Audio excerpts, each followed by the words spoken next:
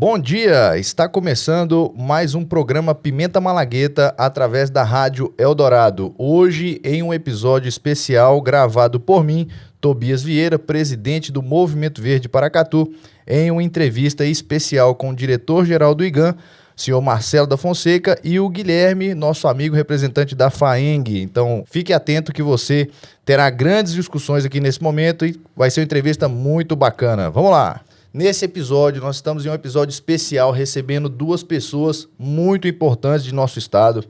Recebemos hoje em nossos estúdios o diretor-geral do IGAM, o senhor Marcelo da Fonseca, e o Guilherme, representante da FAENG, Sistema Senar, que veio hoje bater um papo com a gente para a gente falar sobre outorga de água, falar sobre o uso de água em nosso estado. Então sejam bem-vindos, meninos, muito obrigado por aceitarem esse convite, para a gente poder bater esse papo nessa corrida que vocês estão aqui pelo Noroeste de Minas. Muito obrigado por participar mesmo.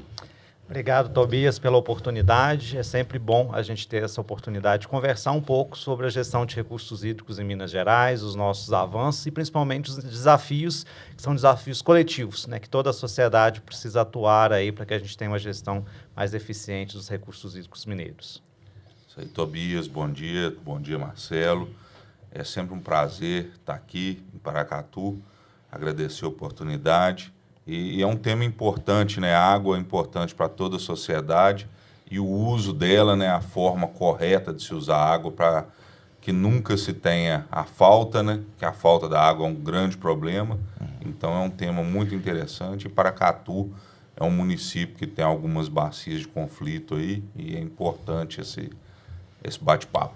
Exatamente, aqui em Paracatu nós temos as principais áreas de conflito de Minas, né? Nossa bacia, ela tem uma demanda pelo agronegócio muito natural daqui da região, mas é importante sempre a gente ter a conversa que nós temos mudanças climáticas acontecendo, é importante ter a evolução também das regras e a evolução do uso também, né? Então por isso que esse bate-papo aqui hoje, estamos com o órgão gestor e com os representantes dos usuários, né? Podemos dizer assim.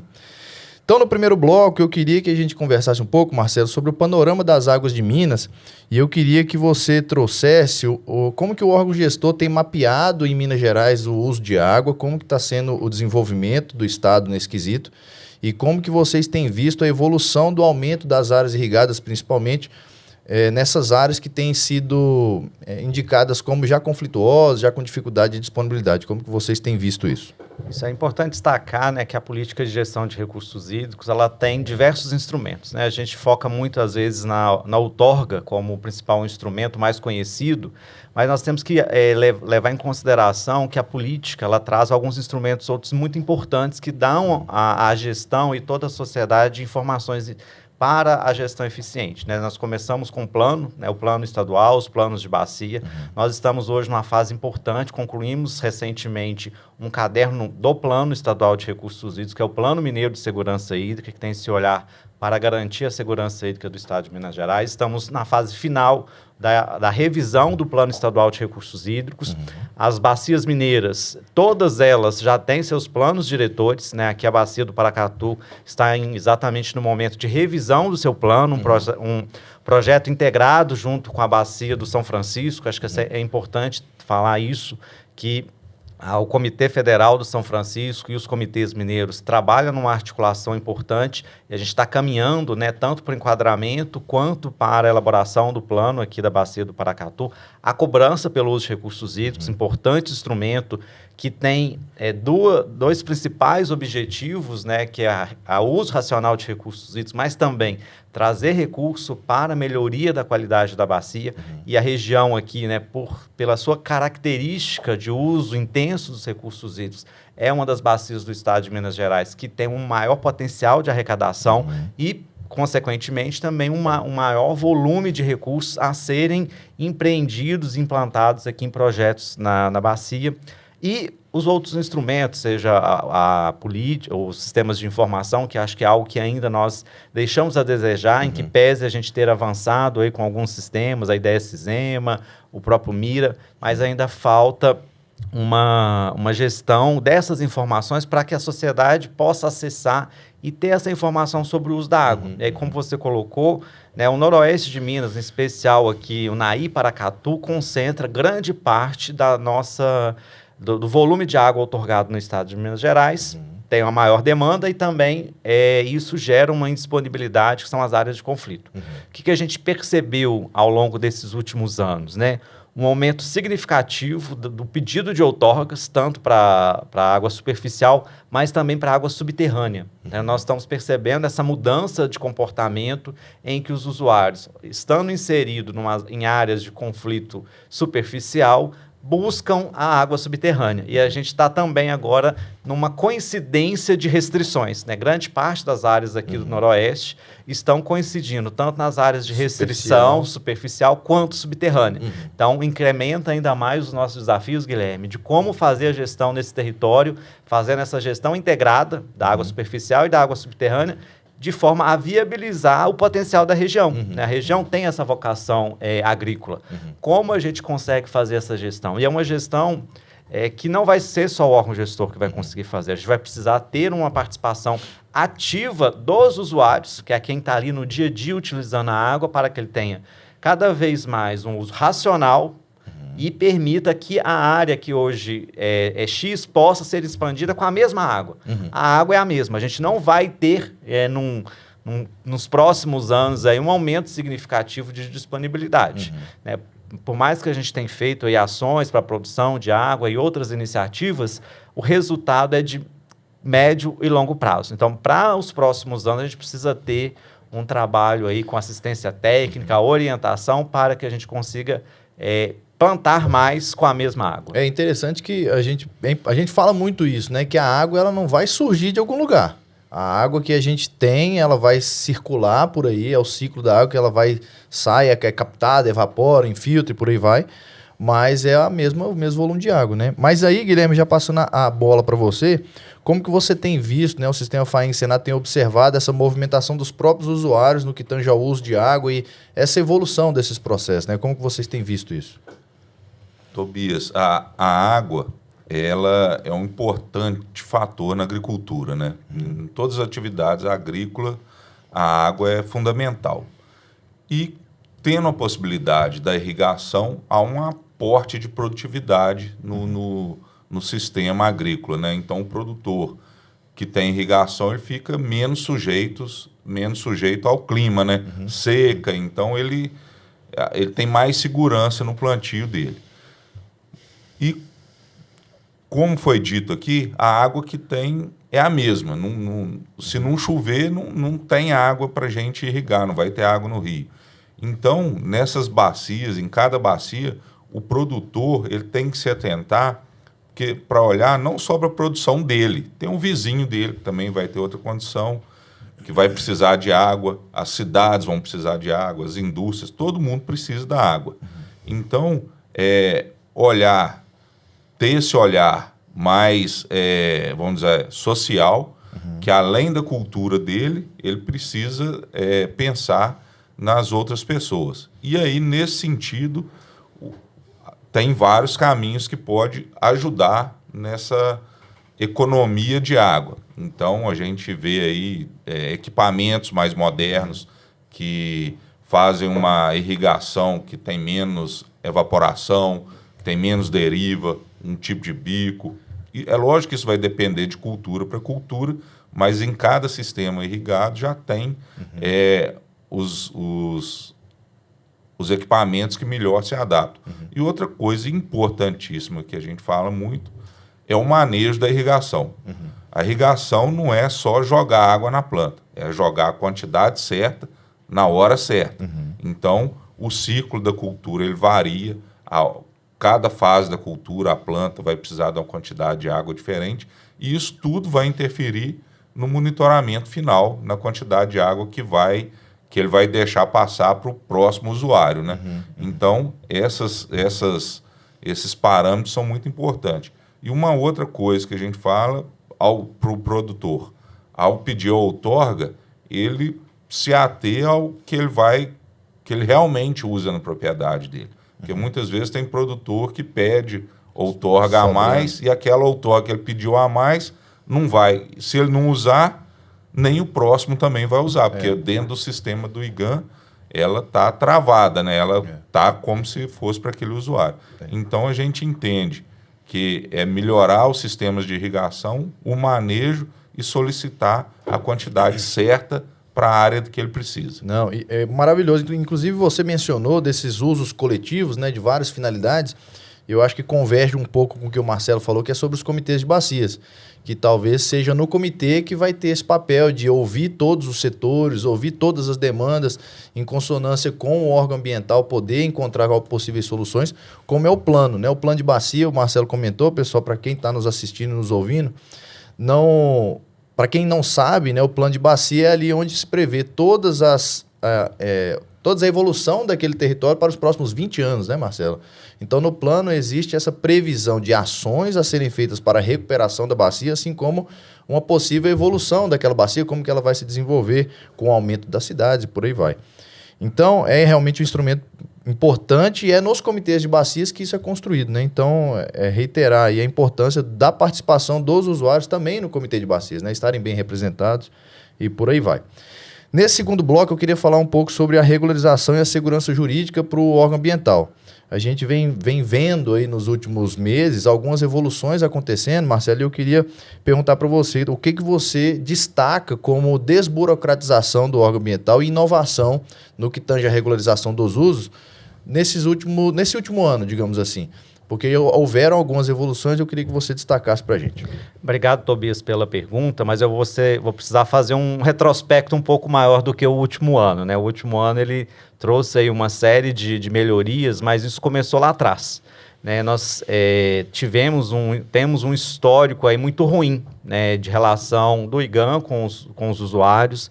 Nós tivemos lá em 2018, nós tínhamos lá aproximadamente 25 mil processos de outorgas parados, literalmente parados dentro dos nossos escritórios regionais, que não eram analisados, né? Então, quando nós mudamos a gestão, né, um compromisso aí do governo do estado de resolver essa questão das outorgas, iniciou ali um processo de modernização para a regularização em Minas Gerais. Então, naquele momento foram estruturadas 9 unidades regionais de apoio à gestão, que são as URGAs. Começamos ali um processo de padronização, de orientação para a nossa equipe técnica, que veio, né, organizado por meio do decreto que regulamentou a outorga, a revisão da portaria 49, e a partir daí iniciamos um processo de transformação digital. Então, nós tivemos um primeiro momento que foi de procedimentos de organização da casa e começamos um processo de transformação digital, saindo das filas, inicialmente lá em 2018, 2019, para pedir uma outorga, tinha que ir para a fila da Supram, esperar o horário de atendimento para protocolar um pedido de outorga. Logo em 2018, nós já mudamos isso, colocamos que o processo seria digital, né, via SEI, e a partir daí nós estamos construindo, né, o SOLT, que é um novo sistema de outorga de Minas Gerais, um sistema que ele traz transparência, agilidade e uma comunicação fácil entre o usuário, o responsável técnico e o IGAM, permitindo ali que eventuais necessidades de ajustes do processo seja mais ágil. Lá em 2018, nós tínhamos um tempo médio de 7 anos para a análise dos processos de outorga, Guilherme. É muita coisa, né? Quando eu fiz essa conta, eu também assustei. E hoje, nós estamos com um tempo médio de 90 dias. Então, a gente conseguiu dar um salto enorme nesse processo. Isso foi possível a partir, né, de toda uma dedicação da minha equipe técnica e também da modernização desses processos. E, infelizmente, a gente tem que fazer as coisas, eu brinco que é trocar o pneu com o carro andando. A gente vai mudando as coisas e eu não posso parar tudo. Então, o SOLT, ele foi lançado lá com a primeira versão e a gente vem evoluindo cada vez mais. Ontem não, na segunda-feira, entrou no ar mais uma versão do SOLT, em que a gente muda a metodologia de análise, dando uma maior... equalizando, né, a teoria com a prática. Então, a versão que entrou na segunda-feira trouxe essa forma mais ágil de fazer a gestão e também na análise técnica do balanço hídrico. Então, assim, é um monte de coisas que estão acontecendo nesse período, coisas muitas vezes que o usuário, lá na ponta, ele não percebe, mas internamente, para a gente... E é importantíssimo, né? Importante isso, porque antes lá, para fazer a análise de um balanço hídrico, era manual. A equipe era manual entre aspas, né? Precisava acessar um sistema, mas ele tinha que traçar uma linha de drenagem, calcular qual que era aquela área, ver quais usuários estavam outorgados ali, fazer uma continha lá no Excel para ver quanto já tinha outorgado e quanto tinha disponível. Isso, numa bacia pequena, numa área de drenagem pequena, era razoável. Mas quando a gente pegava um processo de outorga lá na foz do Paracatu, eu tinha que traçar a área de drenagem toda do Paracatu e toda vez. Não era, tracei uma vez, todos os processos que chegar agora já está... Não. Para cada processo eu tinha que fazer isso. Então isso levava ali horas. E ainda corria o risco de no final o sistema cair e não salvar. Eu tinha que no outro dia tinha que começar de novo. E agora não, com um simples clique. Uma vez indicado lá que aquela coordenada, o sistema já calcula a área de drenagem, a disponibilidade, a vazão outorgada e já dá informação para o analista.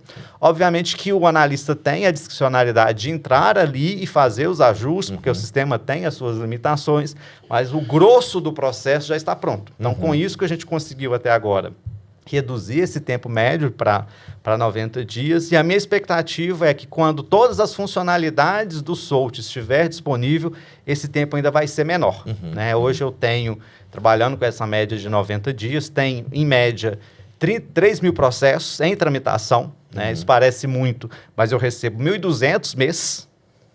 Então, é um volume muito grande, né? Quando eu vou para congressos, reuniões com os meus colegas diretores de outros órgãos de gestor, que eu falo que eu tenho 3 mil processos, eles assustam. Mas como assim você tem 3 mil processos? Eu falei, eu tinha 25, então 3 mil tá de boa. Mas é isso, para a gente é o estoque corrente. É aquilo que a gente vai trabalhar durante os meses, a gente está conseguindo cumprir esse prazo. Obviamente que tem alguns que são mais cabeludos, né? Aqueles processos mais complexos que demoram um pouco mais, mas no geral a gente está trabalhando com a média de 90 dias. Eu observo que o SOLT, por exemplo, é aquela história, você lança a plataforma, vai alimentando ela, vai encontrando os problemas e tem que arrumar e evoluir o processo, porque não para, né? Vai sempre caminhando. Mas, Guilherme, passando para você, eu queria entender como que o sistema FAENG-SENAR tem conversado com os produtores rurais até para acompanharem essa evolução e se tem tido, digamos que, reclamações por parte dos usuários desse processo. Tobias, as nossas bases no interior são os sindicatos de produtores rurais, né? Aqui em Paracatu, sindicatos de produtores rurais de Paracatu, com a presidência hoje do Peter, né? Muito importante, um sindicato bastante ativo, um dos mais atuantes que a gente tem. Então, sempre a nossa porta de entrada pelo sistema FAENG é pelo sindicato. Então, os sindicatos nos acionam muito, mas aí depois que o produtor pega o nosso telefone também, eles nos acessam diretamente. E a gente trabalha com o auxílio do IGAN, né? O Marcelo lá, ele deve estar, a orelha dele tem dia que até esquenta de tanto telefone que ele deve receber lá. Então, os produtores nos acionam. Grande parte dos problemas a gente consegue orientá-los, a gente não presta uma consultoria, mas a gente orienta os produtores para que o processo deles seja bem instruído. E quando o processo está bem instruído dentro do sistema, é o que o Marcelo falou, aí é rápido, sai em pouco tempo. Então a gente vê que muitas vezes há um erro no processo, na entrada.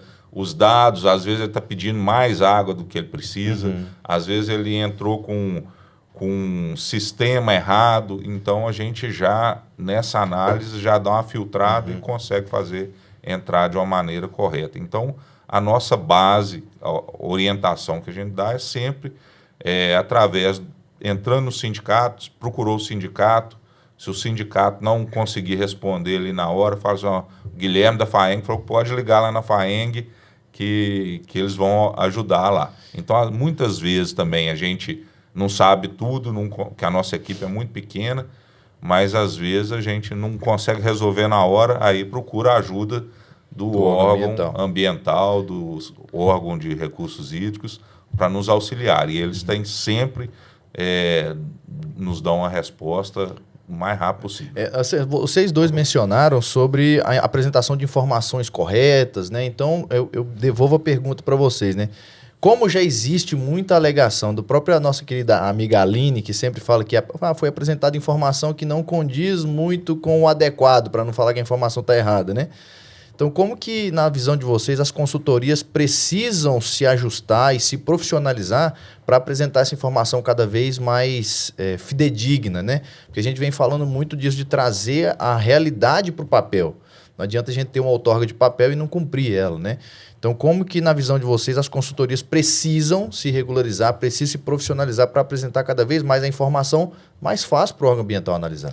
Isso. Quando a gente construiu, né, a lógica do sistema de outorga, o SOLT, ele já vem lá com uma série de parametrizações, formulários eletrônicos, que as informações prestadas se cruzam para já dar ali uma informação prévia de que tem alguma coisa desconforme. Tá? Então, uma próxima versão do sistema que vai vir, ele já vai permitir ao consultor, ao acessar o sistema, verificar quais são as informações que o meu analista vê. Uhum. Então, ele vai ver o que o sistema já está indicando de inconformidades entre o que está sendo pedido de área e a outorga, por exemplo, e outras inconsistências que aparecem. Então, nós temos dois problemas. Uma inconsistência que a gente mais de processo, enfim, informações desencontradas que são apresentadas no sistema. Antes, era muito comum, porque era vários formulários de papel, então esquecia de corrigir num lugar, transportava errado para o outro. Agora, não. A coordenada, por exemplo, ela é informada uma única vez. Em todo momento que eu preciso da coordenada, eu consulto o próprio sistema. Então, isso reduz muito desses erros. Mas o erro mais crítico que eu vejo, e é esse que você destacou, são as informações que estão lá no campo, a informação do uso real da água e aquela informação que vem para dentro do processo. Nós tivemos caso que é um processo de outorga que ele pedia para irrigação de um barramento, que o barramento estava rompido há 10 anos. E a informação veio como se o barramento existisse, pedindo outorga para aquele barramento. Então, assim, é importante que o usuário, quem contrata a consultoria, não é uma delegação de plenos poderes. Ele tem que acompanhar ali no dia a dia quais são as informações que o usuário que está sendo colocado no pedido de outorga. Porque isso, após a análise, vai virar regra. O volume de água que ele pediu é o volume de água que ele vai poder utilizar. Se pediu mais, vai pagar mais. Porque a cobrança pelo uso da água é proporcional ao volume outorgado. A vazão residual colocada no processo. A vazão residual que ele falou que consegue entregar vai ser exigida. E o que a gente tem também aqui, principalmente nas áreas de conflito, né, é um dos pontos que eu tenho reforçado muito nas minhas conversas, né, Guilherme? É a questão da alternância de dias pares e dias ímpares. A maioria dos usuários me procuram reclamando que não conseguem cumprir. Mas aí eu vou olhar o processo, foram os usuários, por meio das suas consultorias, que pediram a alternância. Para aumentar a área. Para aumentar a área. Então, assim, a gente está num momento em que essa divergência precisa ser saneada. Porque não adianta ter a outorga de papel. Eu preciso ter ali na outorga o retrato da realidade. Vai precisar ter ajustes? Muito provavelmente. Né? A gente está numa oportunidade agora com o sistema, né? Essa nova metodologia que foi lançada na segunda-feira, que vai permitir, junto com a outorga sazonal, que foi lançada recentemente também, vai permitir esse ajuste. Então, acho que é o momento em que todos os usuários, principalmente os usuários de coletiva, mas aqueles outros usuários individuais que veem que a sua outorga está diferente da sua realidade, procura um consultor, faz o pedido de retificação da sua portaria para garantir que o que ele precisa vai estar ali concedido. E, né, como o Guilherme falou no primeiro bloco, pode ser que ele está pedindo uma água, que ele está pagando a mais por aquela água, ele não está utilizando e está faltando para o vizinho. E a gente precisa ter esse balanço hídrico real, para que a gente possa, inclusive, ampliar as concessões de outorga e ampliar as áreas irrigadas aqui no território. Você falando, Marcelo, eu lembrei de um episódio, Guilherme, que é interessante. Recentemente, uma consultoria entrou em contato com o comitê de bacias e falou, eu preciso da ajuda do comitê. Eu falei, mas o que está acontecendo, né? E aí ele me contou que, veio aqui no escritório, mostrou a informação de que a barragem ela tinha, 3 hectares, e ela tinha um volume armazenado, porque o IGAM faz essa análise, volume vezes a área do barramento, dividido pela área, tem que dar uma altura determinada. Para aquela barragem ter o volume que ele estava declarando na batimetria, ela tinha que ter 18 metros de altura. Aí ele veio atrás de mim e falou, eu preciso da ajuda do comitê porque eu tô sem jeito de chegar nesse cara. Vocês vão ter que me ajudar para chegar nele, para ele atualizar essa batimetria, porque toda vez que eu falo com ele, ele não aceita que tem que corrigir. E aí foi eu ligar pro cara. O cara falou um monte, assim, mas foi necessária a atualização da batimetria e saiu de um volume armazenado de 350 mil metros cúbicos para 7. Só que em algum momento do passado, há muito tempo atrás, essa informação foi apresentada por órgão ambiental e passou, né? Porque não existia esse controle eletrônico e talvez realmente passava. Mas hoje, com o sistema, com essa evolução que tem, não tem jeito mais desses erros prosseguirem, né? E aí você trouxe um ponto que pode ser um erro processual nesse caso, né? Porque realmente a altura era muito discrepante da realidade, mas nós estamos numa bacia que tem uma degradação de solo muito grande. Então, os barramentos que foram construídos há 5, 10 anos atrás, hoje são assoreados. Então, aquele volume lá atrás da construção não corresponde mais à realidade. Então, acho que é importante ter essa atualização por meio das batimetrias e também a adoção de técnicas de uso e conservação do solo, né, Guilherme, para evitar que esses barramentos, que são estruturas extremamente importantes para o território, não percam a sua capacidade. Porque barramentos aí que com 5 anos estão assoreados, a gente perdeu grande parte da vida útil dessa estrutura e da sua capacidade de reservação. Tocando especificamente nesse ponto, Marcelo, falando sobre a recuperação, proteção do solo, né, recuperação das bacias, eu queria já entrar num tópico no próximo bloco, falando que dos programas que vem acontecendo ao longo do estado, né, nós temos aí, pode ser que tenha o melhor exemplo seja o produtor de águas, mas eu queria que você comentasse para a gente, assim como você, Guilherme, de quais programas vêm sendo executados ao longo do estado para melhorar a qualidade da água, a quantidade da água e esses projetos serem desenvolvidos tanto para observar o não assoreamento dos corpos d'água, como também melhorar a quantidade e qualidade de água. Tem algum programa que vocês destacam? Sim, eu acho que o produtor de água, acho que é o campeão aí, né, de referência. Minas Gerais foi um dos primeiros estados, né, que aderiram a esse programa que iniciou lá com a Agência Nacional de Águas e Saneamento Básico. Nós temos hoje, né, um maior número desses projetos coordenados pela ANA, mas recentemente o IGAM, a SEMAD e o IEF, né, o Sistema Estadual de Meio Ambiente e Recursos Hídricos, firmou um acordo de cooperação técnica com a ANA para que a gente pudesse incrementar o programa aqui no estado. E na época a gente brincava, né, que a gente estava construindo um produtor de água pão de queijo, porque ele, além de trazer todos os benefícios que o produtor de água da Agência Nacional de Águas tinha, a gente estava incorporando algumas questões que para nós eram muito importantes, como, por exemplo, a regularização da propriedade rural no âmbito da lei florestal. Então, hoje, o produtor de água de Minas Gerais, ele já incorpora isso, além de técnicas de uso e conservação do solo, cercamento de nascentes, barraginhas, saneamento rural, faz parte do escopo do nosso programa a adequação do Código Florestal. Com isso, a gente incorpora um serviço a mais para o produtor rural, e isso, além, né, de ter essa melhoria da qualidade ambiental, com aumento da produção de água, qualidade da água, redução de assoreamento, ainda oportuniza o pagamento pelo serviço ambiental, que é um reconhecimento da sociedade que utiliza a água, o papel estratégico que esse produtor rural tem na produção da água, fazer com que a água infiltre no seu solo e chegue até as nossas comunidades. Então, a gente está avançando muito nesse programa. Várias iniciativas estão sendo desenvolvidas. Eu sei que os comitês mineiros, né, por meio do fórum e dos comitês estaduais, têm trabalhado muito também com essa iniciativa, de forma a utilizar o recurso da cobrança pelo uso de recursos hídricos como uma estratégia para implementar esse programa.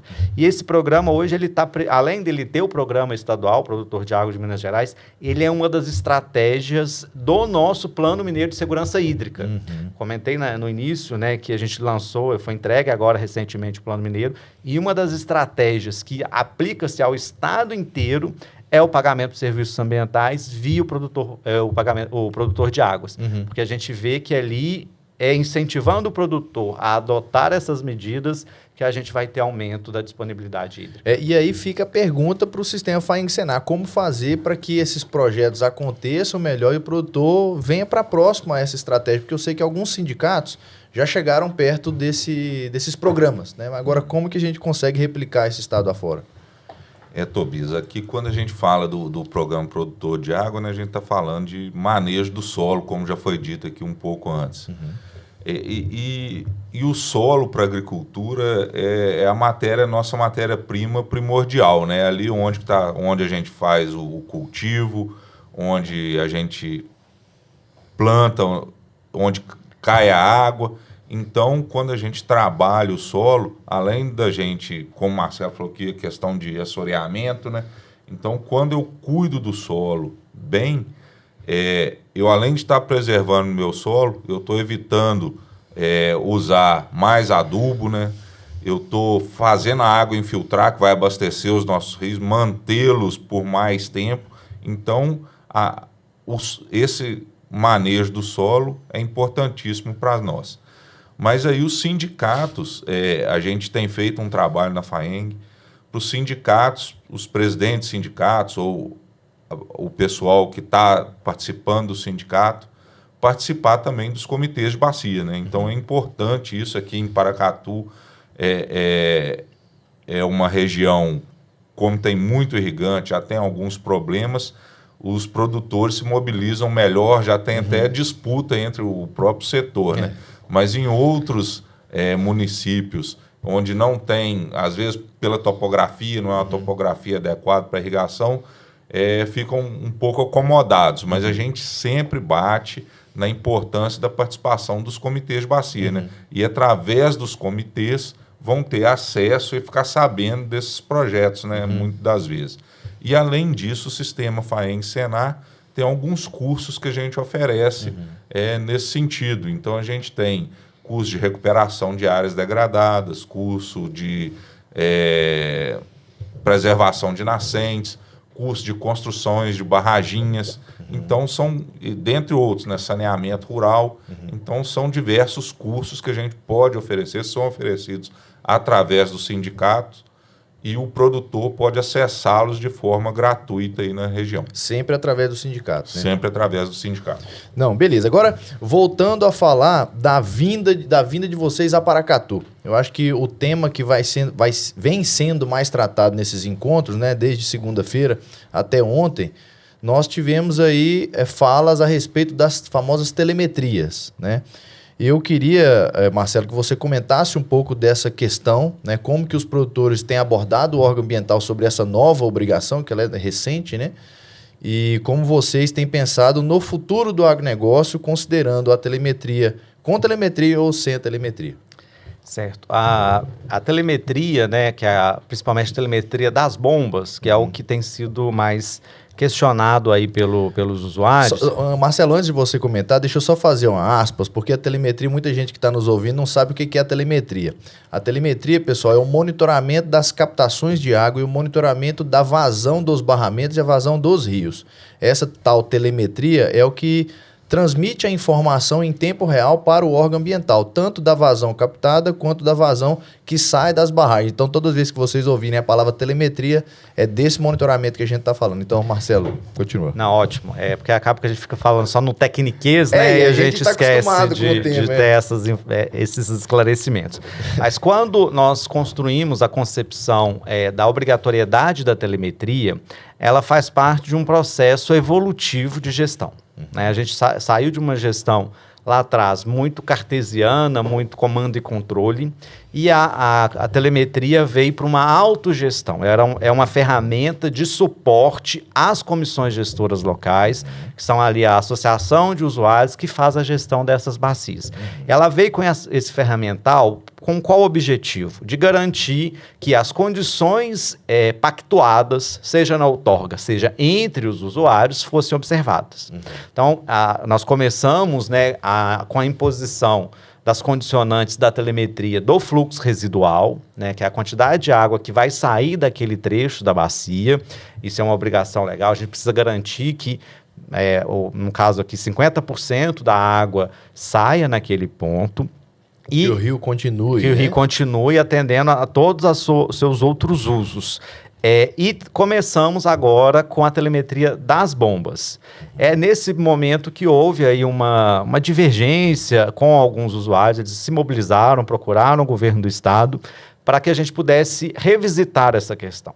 Então, nós estivemos lá reunidos, nós explicamos isso para os representantes setoriais e, naquele momento, eu assumi o compromisso de vir ao território para que a gente pudesse tratar esse tema aqui, entender as dores de cada um dos usuários e ver como que a gente consegue avançar com esse processo, né? Eu falo muito com a minha equipe, assim, que a gente faz alguns experimentos de gestão e nada está talhado em pedra. Então, o que nós estamos fazendo aqui hoje é discutindo, né, com os usuários. Olha, a telemetria traz esse e esse benefício. Isso vai facilitar para você nessa gestão. Tem, obviamente, a questão do custo, que a gente precisa avaliar realmente se o custo daquela telemetria e a situação daquela comissão gestora local vale a pena. E acho que esse que tem sido o grande ganho dessa nossa conversa, que a gente consegue avaliar qual que é a criticidade e a maturidade de gestão daquele território e juntos a gente consegue avaliar se vale ou se é necessário ter a telemetria das bombas. Então, a gente está caminhando nessa discussão com as reuniões que estão acontecendo de forma individual. A gente não teve, né, oportunidade de conversar com todas as comissões gestoras locais, mas essa regra vale para as demais, que a gente não teve oportunidade de conversar aqui presencial. Se a comissão gestora local entender que a telemetria hoje não traz nenhum benefício para a gestão no seu território, eles podem formalizar um pedido para retificação dessa condicionante. Obviamente que tem ali algumas contrapartidas nesse movimento, que é um movimento de mão dupla, né? Na medida em que tem uma flexibilização de algumas obrigações, eu preciso receber também, em contrapartida, mecanismos de monitoramento. Então, a gente vai ajustando agora. Então, vai ser uma gestão bem dinâmica desse processo. Eu quero dar esse passo aqui na gestão do meu território. Então, o que vocês estão dispostos a fazer? Não, eu estou disposto a fazer isso. Com isso, eu consigo dar esse passo. Agora, se vocês telemetrizar, por exemplo, todas as bombas, eu já tenho uma possibilidade maior de dar alguns passos que muitas vezes é o que aquela comissão espera. Precisa, né? Ela quer ter mais autonomia de gestão. Para ela ter autonomia de gestão, eu vou precisar ter uma forma de acompanhar isso. Ou uma situação oposta também. Bacias muito conflituosas, em que eu tenho lá grande parte dos usuários que estão cumprindo todas as regras e tem um ou dois lá que não cumpre as regras. Nessa situação também é importante que eu tenha telemetria, que eu consigo separar o joio do trigo. Evidenciar quem faz o uso errado. Quem faz o uso errado. Então, aqueles que têm telemetria, lá pelo sistema eu vou ver, ele está cumprindo todas as regras. Esse aqui não está cumprindo. Nós temos um exemplo engraçado, Marcelo, que eu gosto de comentar, que geralmente, às vezes, existem conflitos de um usuário para outro, principalmente quando uma barragem não solta água para o outro. E esse tipo de situação ela só se resolve com a telemetria. Não existe outro meio de resolver isso. Porque sempre é aquele disse-me-disse. Fulano de tal não soltou água para mim. Aí o fulano de tal fala, não, eu soltei sim para ciclano. Então, sem a telemetria, sem essa evidência, não dá para a gente pensar em penalização, não dá para a gente pensar nem em indenização em caso de prejuízo. Então, eu digo muito isso, que a telemetria ela é essa solução, ela faz parte dessa solução. Não para o órgão ambiental, mas para o grupo de usuários que está naquela CGL, né? Então, isso na visão do órgão ambiental também é por aí? Exatamente. Até hoje, nós não utilizamos a telemetria como mecanismos de punição para os usuários. Tá? Ela está dentro de um processo de experimentação, de ajuste do território. Então, quando eu falo que a telemetria é uma ferramenta de gestão para o usuário, porque ele consegue, é isso que você disse, ele consegue confirmar lá se está chegando para ele a água que o vizinho tem que liberar, consegue confirmar quando tem uma restrição de que não pode irrigar no dia par ou no dia ímpar, consegue ver quem que está comprometendo a vazão residual, porque quando tem um comprometimento dessa vazão residual, que é essa entrega, Se não houver a individualização das responsabilidades, todo mundo que está dentro da bacia pode ser penalizado. Agora, se eu tiver uma individualização de monitoramento e eu sei exatamente que dos 10, somente um não está cumprindo a regra, eu não vou penalizar os 9, eu vou naquele que está irregular. E o sistema da telemetria hoje, as informações são enviadas para o MIRA, que é o Sistema de Monitoramento Remoto Integrado das Águas, que está disponível e acessível a toda a população. Então, qualquer usuário que entrar hoje no portal Ecossistemas, fazer o seu login, vai aparecer lá um boxezinho do MIRA. Você clica lá, você tem lá, além das informações oficiais, né, das estações de monitoramento telemétricas que o Estado opera, que são as principais, nós temos lá tanto a vazão, as secundárias, que são os fluxos residuais, e também as bombas. Eu consigo lá pelo sistema ver se a bomba está ligada, se ela está desligada. Isso é uma informação que a gente está avançando de transparência que é disponível para toda a sociedade. Então, todo mundo pode acessar o sistema, acessar o MIRA e acompanhar a realidade do seu território, seja nas estações oficiais, seja ali, no caso das áreas de conflito, como que está a quantidade de água que está passando em cada sessão, com atualização a cada 15 minutos. Então, a cada 15 minutos eu tenho informação da vazão e do nível daquele corpo hídrico. Ah, legal. Ô, Guilherme, mas observando aí que no campo existe cada vez mais aquela necessidade de todo mundo estar regular, de todo mundo... esse conceito de Environmental, Social and Governance que vem sendo falado aí internacionalmente, que você precisa ter um empreendimento regular, boia mapeado, soja mapeado, tem que saber disso tudo. Considerando que esse rigor do uso de água também vem chegando perto do agronegócio, como está chegando, como que vocês da FAENG Senac têm observado esse movimento? Se vocês veem como positivo, negativo, muito, muito depressivo, digamos assim, ou se é realmente algo que vem construindo uma política melhor, né? Como que a FAENG tem enxergado esse processo? Tobias, esse é um movimento que a gente vê aí global, né, uma tendência dessa governança e do aumento da sustentabilidade em todo o mundo. O produtor rural brasileiro, a gente já tem leis, normas, principalmente nas questões ambientais, que nenhum outro país do mundo tem, né? A questão do Código Florestal, proteger 20% da área, proteger as APPs, então isso aí é muito importante, o produtor rural tem se atentado para isso, mas ainda tem uma complicação que são processos um pouco complexos, mas com o tempo isso vem melhorando ano a ano. E essas questões, por exemplo, na água, é muito importante isso que o Marcelo está falando da gestão. Não tem como eu gerir um programa de monitoramento de água se eu não souber o quanto de água que cada um está usando para eu poder autorizar que o outro use também. Então, esse processo aí, ele implica um custo para o produtor, que é isso que da telemetria é um custo caro, mas o Marcelo veio aqui com o IGAM para abrir para que o produtor apresente alternativas para o IGAM que obtenham o mesmo resultado. Isso é uma das questões. Além disso, a gente entende também, tem a questão de licenciamento ambiental, o próprio CAR, né, que muita gente aí tem feito, que o Brasil é um país hoje que tem todas as propriedades mapeadas, Minas Gerais tem mais de 1 milhão de propriedades, tudo implica nessa governança, né?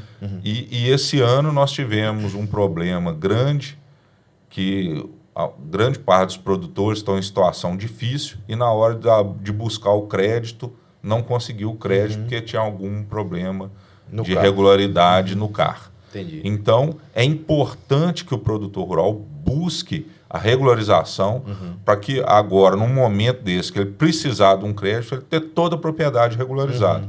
É um processo trabalhoso, ele implica em custos para os produtores, a gente trabalha tentando amenizar um pouco isso, diminuir a burocracia, mas a importância está aí, né? É uma norma e o produtor que sair na frente, tiver a propriedade regularizada, ele vai ter benefício lá na frente, em todos os sentidos. Agora, o governo está pegando na questão do crédito, né? Então, quem já tinha propriedade toda regularizada, conseguiu o crédito. Quem não tinha está tendo dificuldade. Está correndo atrás. Isso aí. Pessoal, eu acho que valeu demais a conversa. Eu queria, nessa parte final, primeiro agradecer vocês de novo por estar aqui. Eu sei que vocês têm agenda muito corrida, mas o papo foi muito bom, agradeço muito mesmo. Mas eu queria que vocês deixassem uma mensagem final, observando, pensando que é o produtor rural que vai nos ouvir, que vai nos assistir. Aquele que tem pequena propriedade rural, aquele pequeno produtor rural, desde o pequeno até o grande. Qual mensagem final que você deixa, Marcelo, para esse cara, para ele atentar quanto ao uso de água e daí vai? Acho que, né, não só o produtor rural, mas toda a sociedade tem que ficar muito atenta, né, que a segurança hídrica ela é uma responsabilidade coletiva. Desde nós que estamos na cidade, no nosso dia a dia, o produtor rural, no uso da água, todos os usuários que dependem dessa água. E é importante que o produtor rural participe dos comitês de bacia. É ali que ele vai garantir a sua voz e vez, não só em definir as suas prioridades de uso, mas também na atração e definição de programas estratégicos para recuperar a bacia, para que ele sente na pele as dificuldades lá do seu território. Então é importante que ele participe ativamente dos comitês de bacia, busque a regularização pelo uso de recursos hídricos, somente o usuário regular, né, que está lá no meu sistema, que eu consigo garantir a ele o direito, né, o acesso àquela água. E mais do que isso, né, é importante deixar claro o compromisso, né, do governo do Estado de Minas Gerais, do IGAM, de estar próximo da gestão, né. Eu não sei quantas vezes eu já estive aqui no território, desde que eu assumi a direção geral do IGAM, mas esse é o nosso compromisso, estar próximo do usuário, entender as suas dificuldades e buscar junto a construção das soluções. A gestão de recursos hídricos, ela não se faz de escritório, ela se faz de campo, mas eu vir a campo, eu preciso ter esse contato. Então, convido a todos os produtores, né, que têm oportunidade, quando for convidado a participar de alguma reunião de gestão, de orientação, que venha, traga as suas dificuldades para que a gente possa caminhar juntos na construção de uma solução. Não, maravilha. Guilherme, sua mensagem? Isso aí, Tobias. Para finalizar aqui, eu acho que o que o Marcelo falou é importante e que cada produtor, né, também dentro da sua bacia, principalmente nessa questão de água, tem uma visão mais ampla da bacia. Não é só ele que está usando aquela água, né? Todo mundo precisa da água. Então, como já foi dito aqui, o encaminhamento das quantidades necessárias de água que você precisa é importante não extrapolar isso aí. E, no mais, colocar o sistema FAENG Senar à disposição. Se quiser acessar o nosso site www.sistemafaeng.org.br, lá você vai encontrar os telefones de contato, e-mails que pode encaminhar lá quaisquer dúvidas para a gente. E no mais aqui, quem está aqui em Paracatu, procura o sindicato. Se o sindicato lá vai, grande parte das dúvidas o sindicato pode ajudar. Se não souber, pede o pessoal do sindicato para entrar em contato com o Sistema FAENG, que a gente está lá à disposição.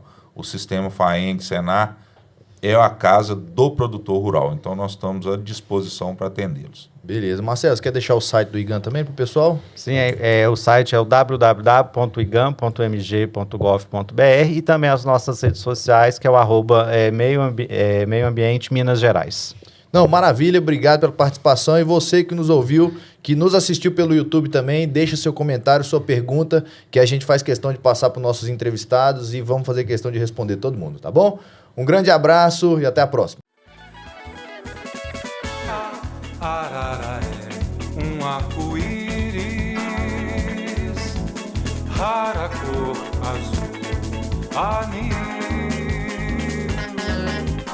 Ar aos ventos com seu verde folha, acende as matas com seu vermelho febril. A arara que poderia ser o símbolo do Brasil. Cor de ouro, cor de mel e cor de cobre, nobre aquarela sobre uma tela, pátria das cores mil. Arara vem, arara vai, arara tem todo o direito